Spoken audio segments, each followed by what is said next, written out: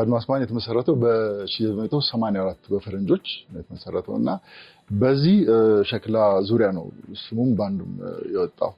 አድማስ ሲቀዳ 84 ላይ ብዙ አልተሸጠም።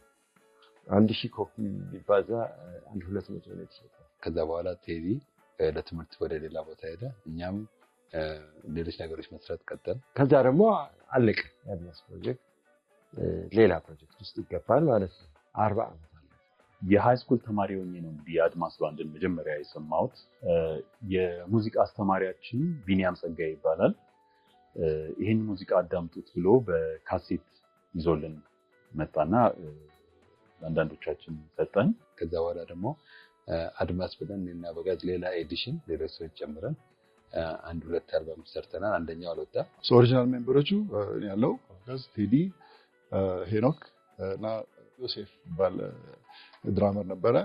ከዛ ሰሞን ባለ ቮካሊስት ደግሞ 1-2 ትራክ እዚህ ላይ ይሰራል።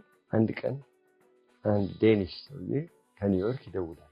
በኢቤይ አድማስ የሚል አልበም አግኝቼ አለ። መጀመሪያ የጋራጅ ሴል ቨርዥን አግኝቼ በትንሽ ገንዘብ ገዛሁ። ሞነጫጨረ። በኢቤይ አዲስ የታሸገ ስፈልግ $400 አገኘሁ። ቴዲ ያለው ታሪክ ገመጠና ትልቅ አቴንሽን ሊስብ የቻለው መጀመሪያ የሰራ ነው። ሁላችንም ሰርተነው ረስተነው የነበረው ይሄ የአድማስ አልበም ሳንስ ኦፍ ኢትዮጵያ የሚለው ነው። አሁን ቱር ዲማንድ ሲያዩ ክለቦች አድማስ ባንድ በጣም ዲማንድ አለው ነገር ሰማይ ይሄን ነገር ለምን አታቀርቡም ለምን ቱር አታደርጉም የሚለው ዲማንድ መጣ እና አሁን ሪቫይቫል ነገር ተጀምሯል በዚህ ሸክላ ዙሪያ እና በዚህ ምክንያት ነው አሁን እንደገና ተሰባስበን ለምን ይሄን ባንድ እንደ አዲስ አቋቁመን ለምን ቱር አንሰራም የሚል ሀሳብ መጣ እና የመጀመሪያው አፒራንሳችን በዚህ በሚቀጥለው ኮንሰርት ላይ ይሆናል ማለት ነው። በረጅም ዓመታት አልፈው አብረን አሁን ይሄን ፕሮጀክት ልንጫወት በመሰብሰባችን ከነሱ ጋር ተገናኝቼን ይሄን ፕሮጀክት ልጫወት እንደዚህ አይነት ጊዜ በመምጣቱ በጣም ደስ ብሎኛል። እርግጥ እነሱም ረጅም ጊዜ ተጫውተው ሳያውቁም ለሁላችንም እንደ አዲስ ነገር ነው አሁን እየሰማን የምንሰራው እና በዚህ የተነሳ ልዩ ስሜት ነው ፕሮጀክት ያለው።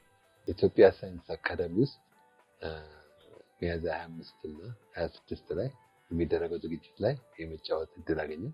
ስለዚህ ከ41 ዓመት በኋላ አልበሙ ከተሰራ በኋላ ምንም ተጫውተን ነበር። የመጀመሪያ ሾዋችን ነው። ከተማ ውስጥ ጎበዝ የሆኑ ፕሮሚነንት ሙዚቀኞች ምንላቸው አንዱ ግሩም ነው። ግሩም መዝሙርን ጊታር ላይ ጨምረን እንደገና ደግሞ ጎበዝና ወጣት ድራመር አሁን ከኛ ጋር አንድነት አለ። እነሱን ጨምረን ይሄንን ዝግጅት ለማድረግ እየተባባልን ነው።